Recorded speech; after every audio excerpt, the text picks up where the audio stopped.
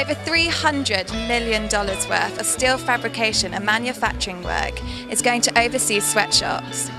The Labour Party have put forward a bill that offers to use local manufacturers as a viable alternative. Commerce Minister Simon O'Brien and Opposition Leader Eric Ripper have their say at the WA Jobs Forum. I think the government has been complacent. I think the world has changed. Work that would have come to Western Australia in the past is not coming here now, and we need a vigorous government response. I think the government has been asleep at the wheel. Perhaps this sort of event will encourage them to step up to the plate and start taking some action. Certainly the government's gone to sleep, and we've seen the effect.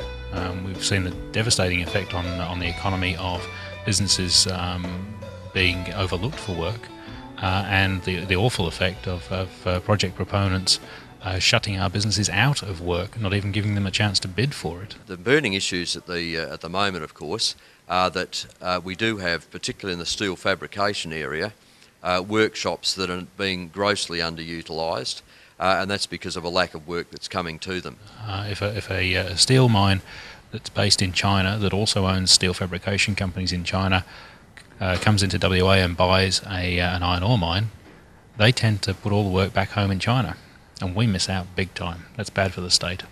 We've got a skilled local jobs bill before the Parliament. We think there should be an agreement between proponents and the government for each project valued at over $200 million, which outlines the work that will come to Western Australia. That should be a publicly available agreement, and progress reports against that agreement should also be publicly available. At the moment we just don't know what happens, and we don't really get proper figures out of the government. They won't give us the reports. And they include some very, very rubbery figures in their reports, so we need to know what is actually happening. Look, what we need is a greater level of involvement by government. There is a need for government to show leadership, and that's what we've been doing in the context of this issue as we've been working through it, and already we're seeing results. The major resource partners in Western Australia now understand their requirement to make sure that we do retain skilled jobs and skilled industry here in Western Australia. It's good business for them. Well, this is about Western Australians benefiting from the resources boom. We've got a two-speed economy in Western Australia. A lot of people are missing out. What type of Western Australia is going to emerge from this extraordinary resources boom? If we're not careful, we're going to have a lot of people disadvantaged rather than advantaged by the enormous opportunities offered by this resources investment. Look, already the West Australian government is increasingly involved.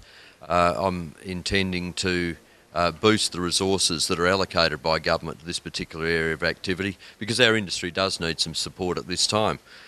We believe that as the major projects that are in the pipeline now start up and proceed to construction and operational phases, a lot of that work will be forthcoming, and our industry will have plenty of work to sustain it and to make sure that we've got skilled tradesmen of the future coming through.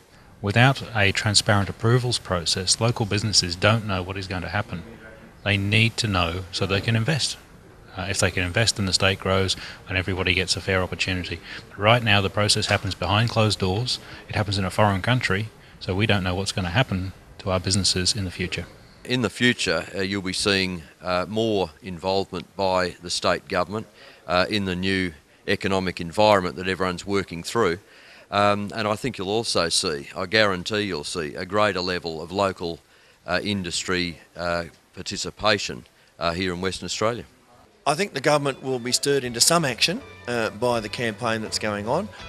So far they're refusing to support our legislation. I hope we can get them across the mark. I offered the Minister a briefing on our legislation at the conclusion of today's events, and he's accepted that invitation. We don't know exactly what's going to happen, but I can assure you that our campaign is starting to wake the government up.